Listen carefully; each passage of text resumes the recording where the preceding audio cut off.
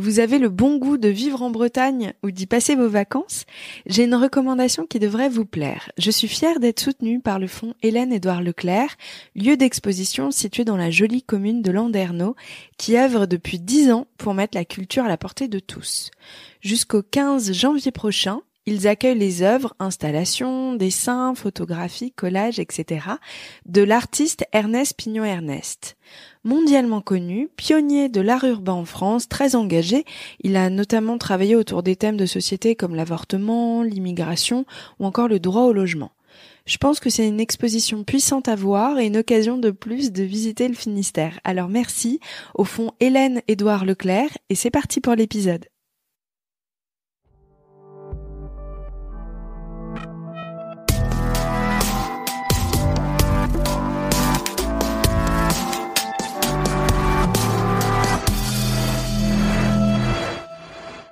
Bienvenue dans La Leçon, le podcast sur l'art d'échouer. J'ai la joie aujourd'hui de recevoir Joël Dicker, l'auteur qui a vendu 12 millions d'exemplaires et qui m'a fait découvrir et aimer le genre policier avec la vérité sur l'affaire Harry Kéber. Il revient avec la suite de son ouvrage, l'affaire Alaska Sanders, qui sort le 10 mars prochain dans toutes les librairies et vous le verrez, on est tout de suite puissamment accrochés. Hello Joël. Bonjour Pauline. Bon, on est juste à côté d'un piano à queue, donc j'ai négocié un petit concerto à la fin. Absolument, car c'est mon vrai métier de faire de la musique. Ouais, c'est ça. Tu sais que c'est l'échec dans la musique qui m'a donné envie d'écrire des romans. Je sais pas si c'est le sujet le plus important de l'échec dont j'ai envie de parler avec toi, mais t'amènes le sujet. Ok. Et en 2 mots, je voulais plus jeune, je sais pas, vers entre 16 et 20 ans, vraiment faire carrière dans la musique. J'avais un groupe de pop-rock qui marchait assez bien. On avait trouvé un producteur qui était affilié à une major en France, qui aimait bien ce qu'on faisait, mais qui nous dit, il écoute ce qu'on fait, il nous dit c'est pas mal, il y a un truc à faire, mais maintenant, il faut bosser. Je dis à mes amis, ok les gars, allez, on faisait des répétitions, tu vois, une fois le samedi, c'était tout. Ouais. Je dis, ok les gars, maintenant il faut répéter tous les jours, 5 heures par jour, il faut s'y mettre à fond.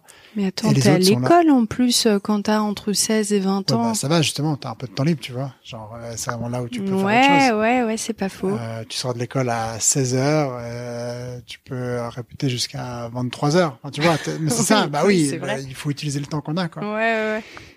Et je dis au mec, allez, là on s'y met tous les jours, on répète à fond. Et ils me disent, ah ouais, non, mais non, c'est trop, quand même. Bah, tu vois, nous, le samedi, ça va, mais le reste du temps, on met du temps pour nous, je sais pas quoi. J'étais là, c'était affreux pour moi. J'étais là, non, moi, je veux faire de la musique. Et du coup, ça s'est pas fait. Et puis, t'es dépendant totalement. Et c'est ça. Et je me suis dit, en fait, je dépends des autres. Et ça m'a rendu dingue. Je me suis dit, je veux faire quelque chose pour lequel je dépends que de moi. Quelque chose qui soit entre mes mains et pas quelque chose dont le succès où la poursuite du projet sera conditionnée par le bon vouloir d'autres personnes à bien vouloir faire ça. J'aimais écrire, hein, évidemment. C'est pas que tout d'un coup, je me suis dit, tiens, je pourrais écrire. J'aimais beaucoup écrire. Je me suis dit, en fait, je vais écrire un roman. C'est ça que je dois faire. Et c'est comme ça que je me suis lancé dans cette aventure. Je trouve ça hyper drôle parce que moi, c'est exactement la même chose avec ce podcast. Littéralement. Quand tu dis dépendre de personnes, moi aussi, je rêvais de faire carrière dans la musique. Et j'écrivais des chansons et je chantais. Mais je jouais d'aucun instrument à part très bien du triangle et je trouve que c'est sous-estimé. C'est pas facile de faire le ding au bon moment. On est d'accord. Ouais, merci. Absolument. Merci de me soutenir. Et de faire résonner le triangle. Il faut savoir le tenir en main. Ah ouais, c'est une technique. Hein.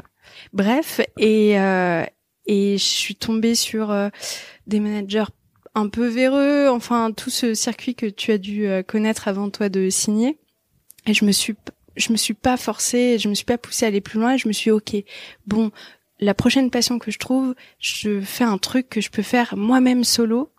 Et littéralement, je me suis acheté ce boîtier de micro pour cette raison. Trop drôle. J'adore. Bon, alors toi et moi, on va parler d'un autre sujet, mais qui est très intéressant parce que j'imagine qu'il est dans la continuité de celui-ci. Les premiers refus que tu as connus. Ouais. C'est la continuité exactement de l'histoire que j'ai commencé avant, parce que du coup, j'ai écrit un premier roman. Donc à ce moment-là, j'ai l'âge de 20 ans. Je suis étudiant en droit à l'université de Genève.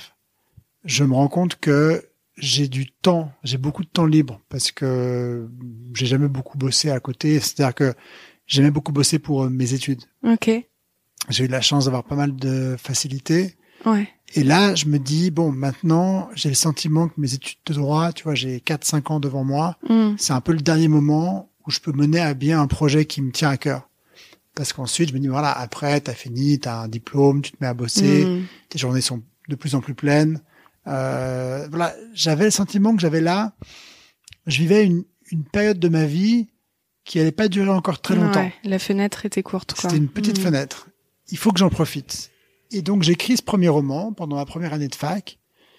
Et j'ai beaucoup de plaisir et j'envoie le roman à tous les éditeurs possibles et imaginables, en Suisse, en France. Question con, mais moi, par exemple, je saurais pas comment écrire un roman. Est-ce que tu te documentes sur le sujet? Est-ce que ça vient un peu comme ça? Tu vois ce que je veux dire? Ça vient d'années de travail avant ça, parce que j'ai commencé à écrire. J'ai toujours aimé écrire, j'ai toujours aimé imaginer une histoire, une narration, sans me dire tout de suite c'est un roman, mais avoir vraiment le plaisir, quoi. Le plaisir d'être dans une histoire qui peut être un peu dans des formes très hybrides de bande dessinée, passage écrit, mais l'idée de raconter quelque chose. Ok.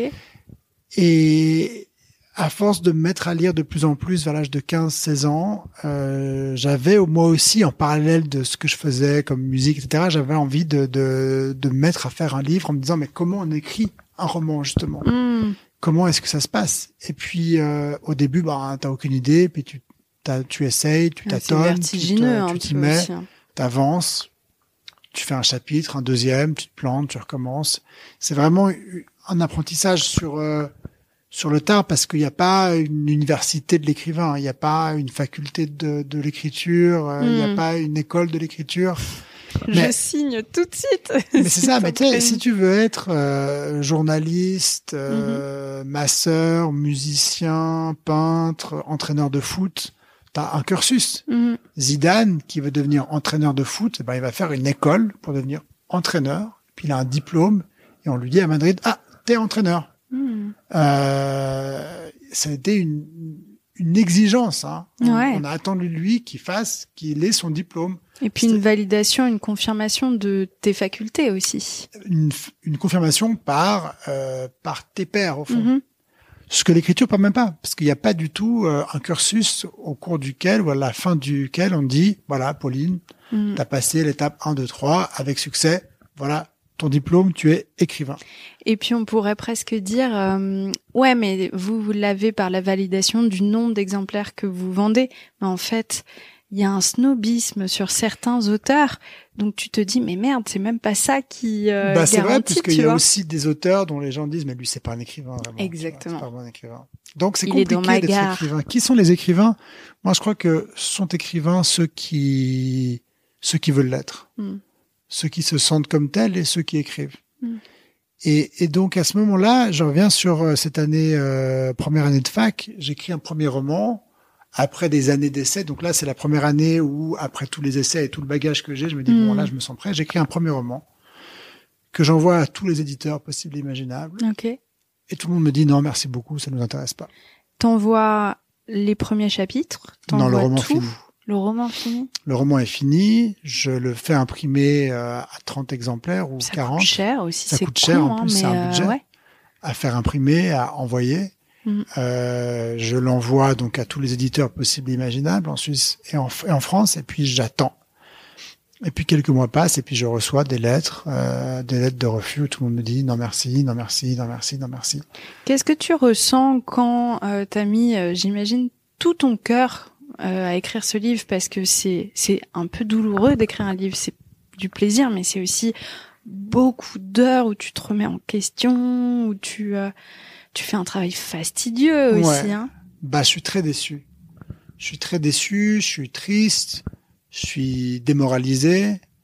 En plus, ça ne contribue pas à mon épanouissement, parce que c'est une période de ma vie où je me dis, au fond, j'ai l'impression que c'est ça que je veux faire. Et puis en même temps, pas. Et donc je suis très embêté, hein. Ça me met un peu en porte-à-faux entre l'identité que je ressens à l'intérieur de moi et la perception que les autres ont de moi, parce que du coup, moi à ce moment-là, qu'est-ce que je suis? Je suis un étudiant en droit, ce qui n'est pas infamant en soi, mais ce qui me convient pas complètement, c'est que je vais pas beaucoup en cours et j'ai pas des très bonnes notes. Et du coup, j'ai l'impression que je me t'es dis, nulle part à ta place, quoi. Mais je suis pas à ma place. Et mes profs se rendent pas compte et ils pensent que je suis un touriste, mais en fait, si je viens pas en cours, c'est parce que j'écris un livre et donc j'ai un autre projet. Et donc, j'étais vraiment un peu en porte-à-faux avec moi et je me dis, bon, il faut que je continue. Ah ouais? Et donc, je me remets à écrire et j'écris un deuxième roman, deuxième année de fac, que j'envoie à tous les éditeurs, possibles et imaginables. Et je reçois de nouveau ces lettres en me disant merci beaucoup, mais non merci. Oh la vache, c'est dur. C'est dur parce que la première fois, malgré tout, ça... Bon, déjà, c'est un âge où on n'a pas confiance en soi, on se connaît pas encore. Ouais. On peut avoir très confiance en soi dans certains domaines et puis pas du tout dans d'autres. Et là, tout d'un coup, l'autorité que tu admires parce que tu as envie de faire partie de ce milieu-là te dit merci, non merci.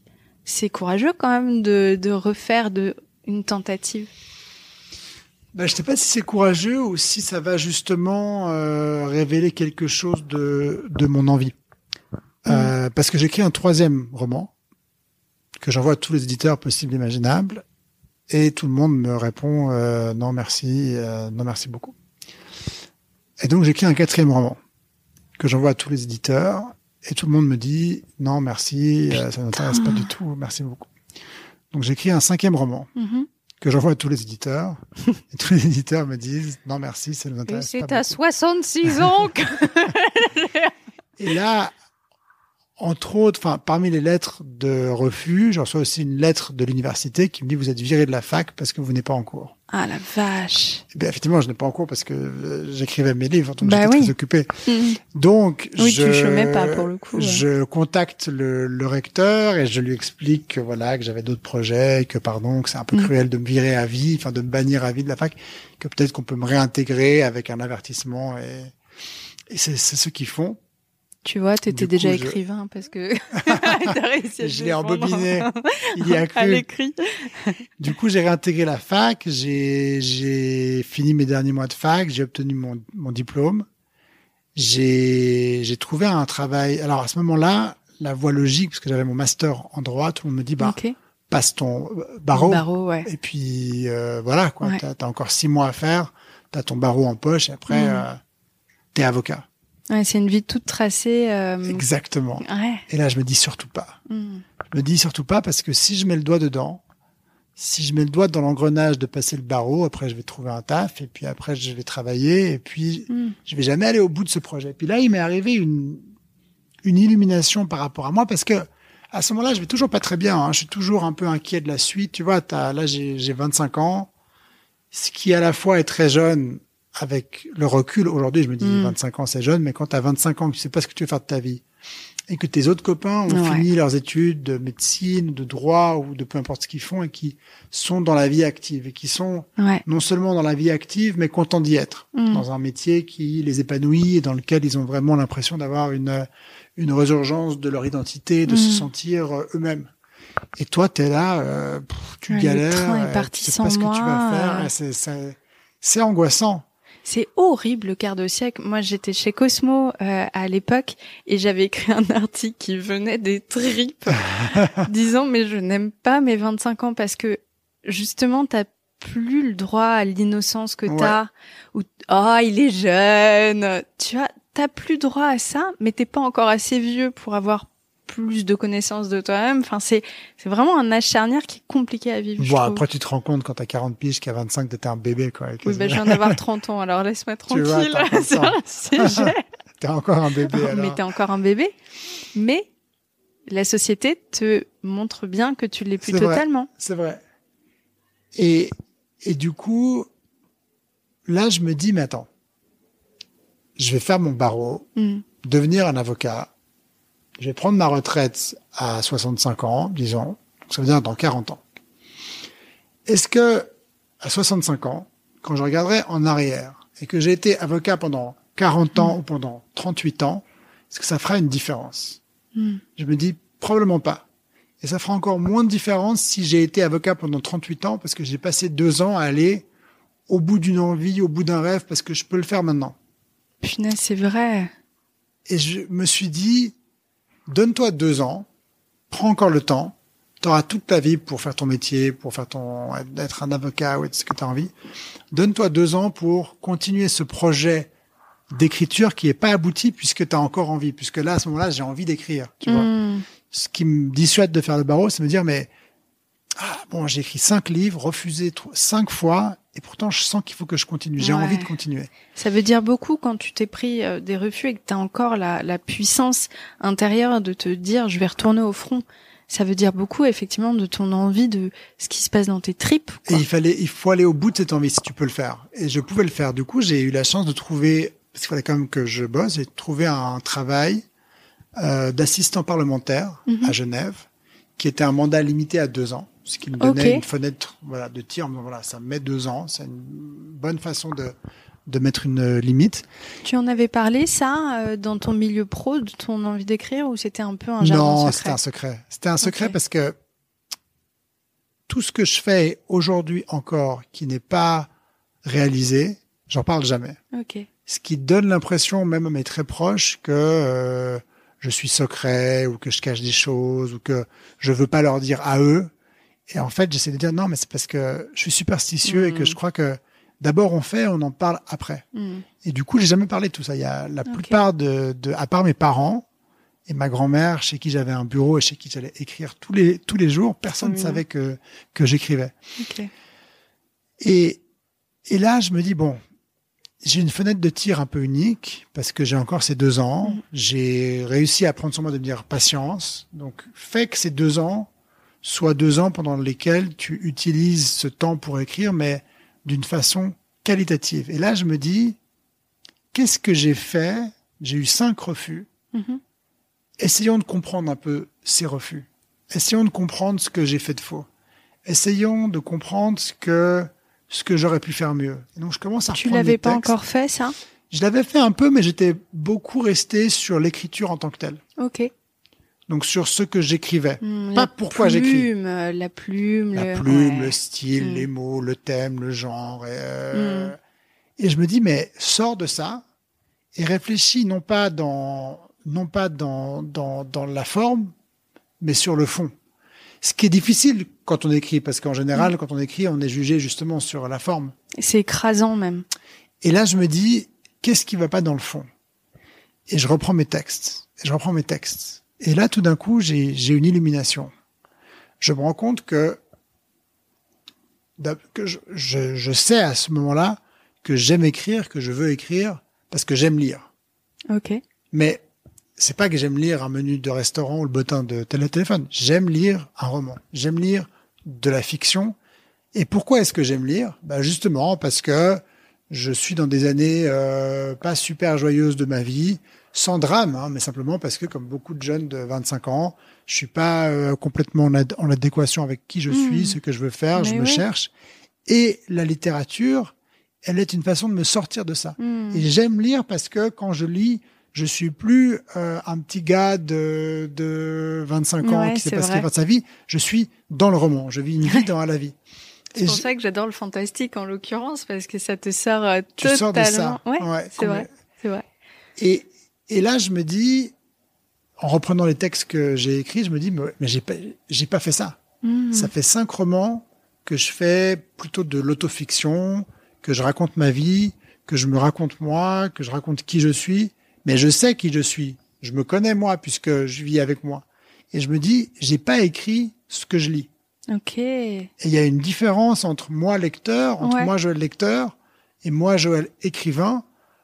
Or, c'est pas normal. Il y a quelque chose de faux parce que si j'écris, c'est parce que j'aime lire. Et donc je me dis, il faut que j'écrive de la vraie fiction. Il faut que je sorte de moi-même. Il faut que je m'éloigne de moi. C'est marrant parce qu'on le ressent vraiment dans tes ouvrages où t'as une écriture pour moi qui est très photographique. C'est assez imagé, tu crées une ambiance, tu vois presque un peu le brouillard dans tes... Et je comprends d'où ça vient. Mais ça vient de l'appel peut-être que je fais au lecteur de convoquer son imaginaire. Peut-être, ouais. Et de l'utiliser. Et du coup, je me mets à écrire ce livre. À ce moment-là, je pars en voyage aux États-Unis, qui est un pays que je connais très très bien parce que j'ai passé toute mon enfance, toutes mes vacances en France sur la côte Est. Et je retourne, ça fait quelques années que je suis pas retourné, je retourne seul dans le petit bled, dans le Maine, sur la côte Est, un tout petit village, où j'ai passé toute mon enfance. Et c'est un endroit très particulier parce que ça a été pour moi l'endroit des possibilités. Pourquoi? Parce que quand j'étais enfant, j'allais systématiquement tous les étés dans cet endroit, sur ces plages, dans ce village, où j'avais des cousins qui avaient une maison. Il y en a qui sont à Kimiak, tu sais.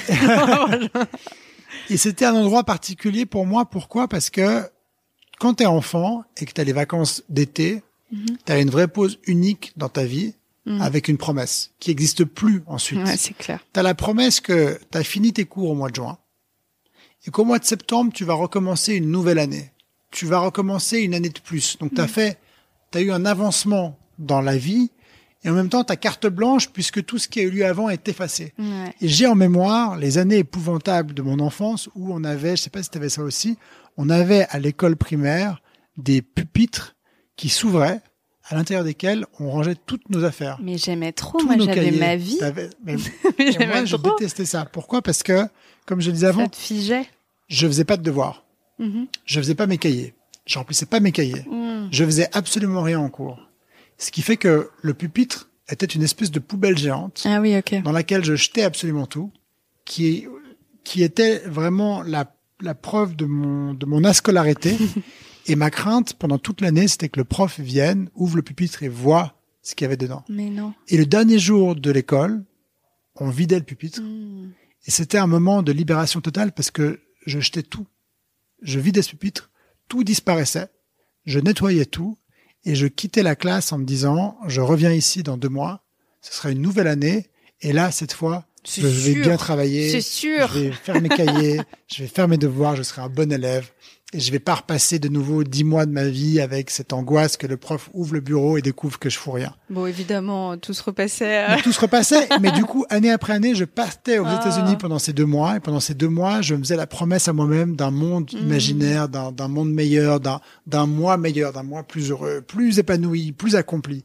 Et donc, tout ça pour dire que en 2009, quand je retourne aux États-Unis, quand je retourne dans cette petite ville où je me suis fait tant de promesses à moi enfant, je me dis voilà le lieu de mon prochain roman. Trop cool. C'est là que ça doit se passer parce que je dois faire appel à toute cette énergie infantile en moi, infantine, à et tous ces rêves d'enfant. Ça fonctionne aussi. Les deux vont. Les deux vont.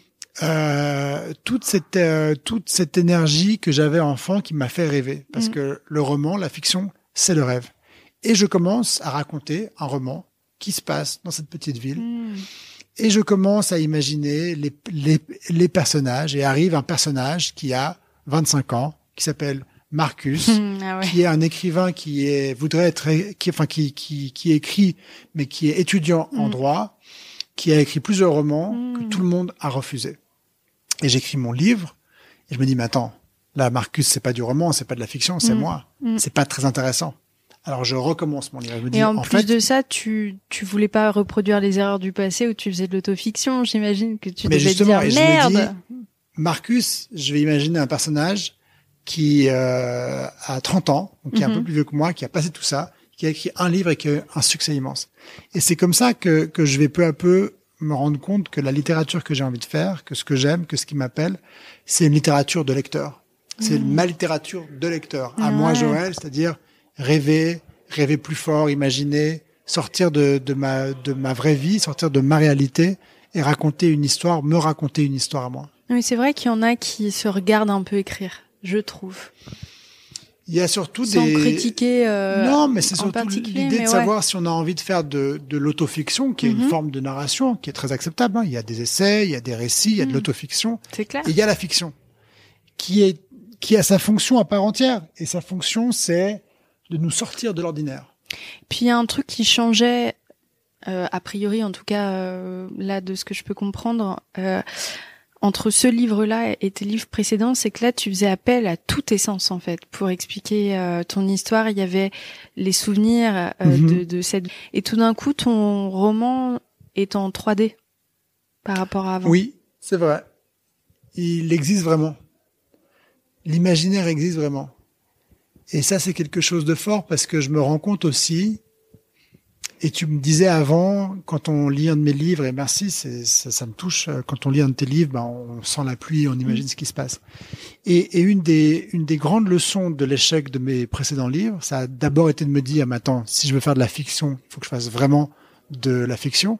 Il faut que je me distancie du Joël qui écrit et que je crée un Joël de fiction, qui soit un monde dans lequel j'ai envie d'être, moi.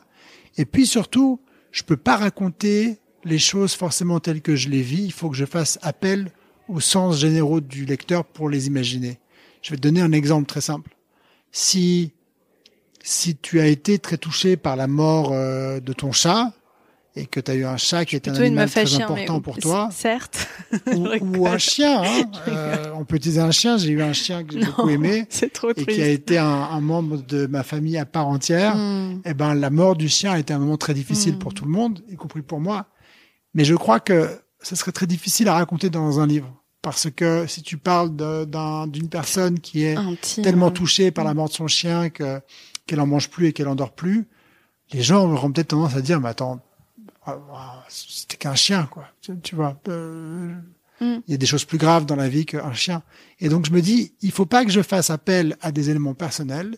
Il faut que je raconte des éléments personnels en faisant appel aux éléments personnels de chacun. Okay. En faisant appel à l'imaginaire du lecteur et en lui laissant suffisamment de place pour qu'il fasse ressurgir à travers mes livres des éléments personnels de sa vie pour qu'il vive ces moments vraiment.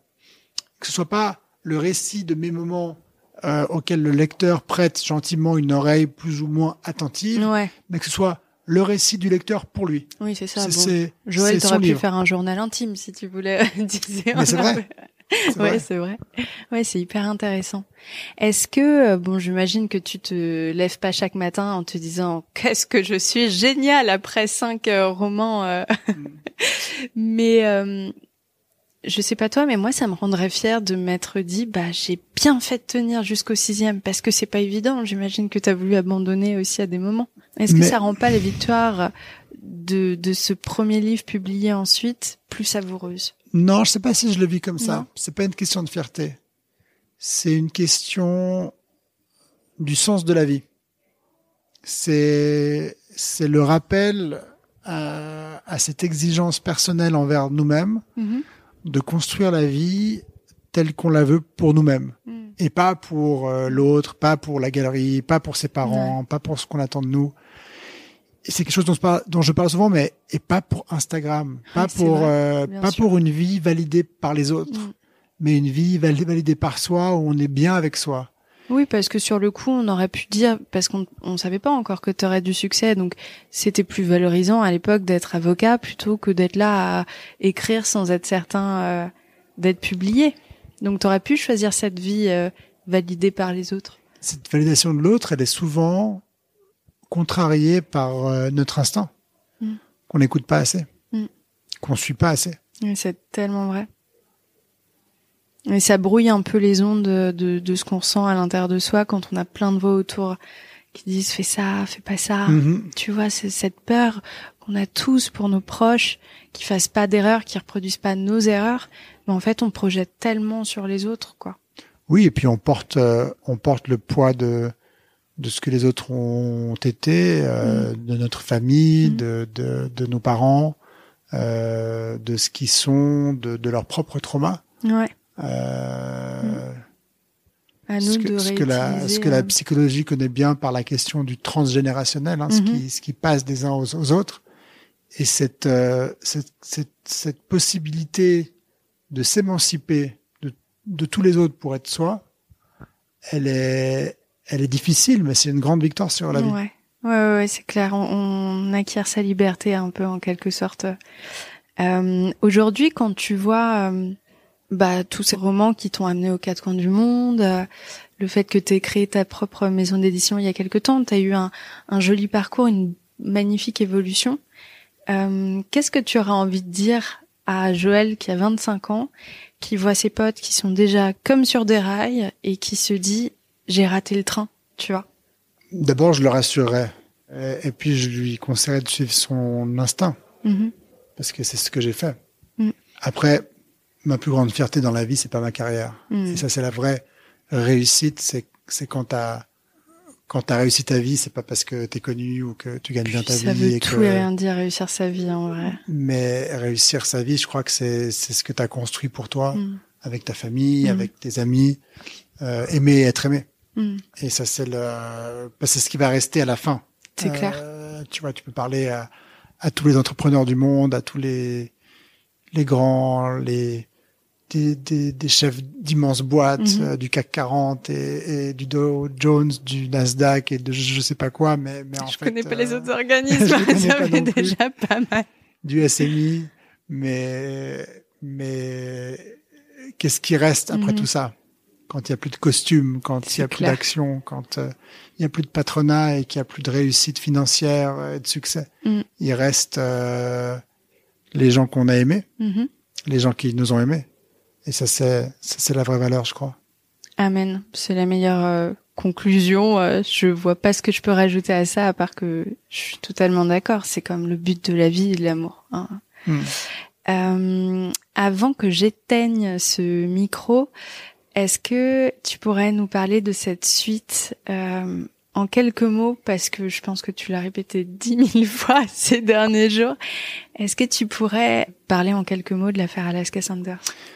Alaska Sanders, c'est l'histoire d'une enquête menée par l'écrivain à succès Marcus Goldman et son copain son ami Perry Gallowwood de la police d'État du New Hampshire, qui en 2010 vont se retrouver les deux parce que Marcus est un ami fidèle. Il va se retrouver à aider Perry Gallowwood à rouvrir une vieille enquête. L'enquête qui a eu lieu en 99 sur une jeune femme originaire du Massachusetts, qui était une actrice qui avait tout pour faire une carrière extraordinaire, dont la destination était plutôt New York et qui s'apprêtait à quitter sa petite ville à l'âge de 22 ans pour aller à New York faire une carrière qui l'attendait, et qui se retrouve, pour une raison qu'on ignore quand le livre commence, dans un petit bled du New Hampshire qui s'appelle Mount Pleasant, qui travaille dans une station-service au bord d'une route et qui va être assassiné un soir d'avril 99. Et cette enquête, à l'époque, en 99, qui est rapidement menée, dont les preuves amènent très rapidement vers un suspect qui est arrêté, qui avoue, qui est condamné, va rebondir en 2010 par une lettre anonyme adressée au policier Perry Gallowwood, qui justement, comme je le disais, va devoir rouvrir cette enquête et rouvrir un petit bout de sa vie et comprendre ce qui s'est passé en 99. Tu vois, c'est pour ça que je préfère que tu en parles. T'en parles beaucoup mieux que moi. Une chose est sûre, et un dernier point important, je pense, c'est très chouette d'avoir lu la vérité sur l'affaire Harry Kéber, parce qu'évidemment, on reparle d'Harry, qui est l'absent du début, mais on peut vraiment, je pense, le lire. C'est pas indispensable. C'est pas indispensable. Oui. Il faut pas que ce soit un frein à l'achat, parce qu'en fait, on passe un super bon moment. Il y a des trucs que j'avais oubliés, parce que ça fait des années que j'ai lu. Oui, Harry Kéber a 10 ans, et c'est pas le but. Quand je dis que c'est la suite de Harry Kéber, c'est la continuité. Ouais. C'est ça. Parce qu'on peut les lire, ceux qui le veulent peuvent lire. Harry Kéber se passe en 2008-2009, Alaska Sanders se passe en 2010-2011, et après il y a un autre de mes livres qui s'appelle le livre des Baltimore qui se passe en 2012. Donc ces 3 livres ensemble forment une trilogie chronologique, mais on peut les lire indépendamment les uns des autres sans aucun souci. Ouais, c'est important. Bah écoute, merci beaucoup Joël. Merci à toi. Ça fait du bien de se dire, et je pense à tous ceux qui ont envie d'écrire et qui ont peur de l'échec, que ça fait partie du processus, et que parfois là où on est, c'est pas la fin de la destination du train. L'expérience est la somme de nos échecs. Magnifique. Merci beaucoup. C'est Wilde, je crois. C'est pas moi. Oscar Wilde. J'espère que cet épisode vous a plu et vous a inspiré à aller au bout de vos rêves. Si vous voulez suivre les coulisses de la leçon, n'hésitez pas à me follower sur Instagram, Paulette_Grisoni, sur Twitter, podcast LL en majuscule, ou sur Facebook, La Leçon Podcast. On se dit à très vite pour un nouvel épisode.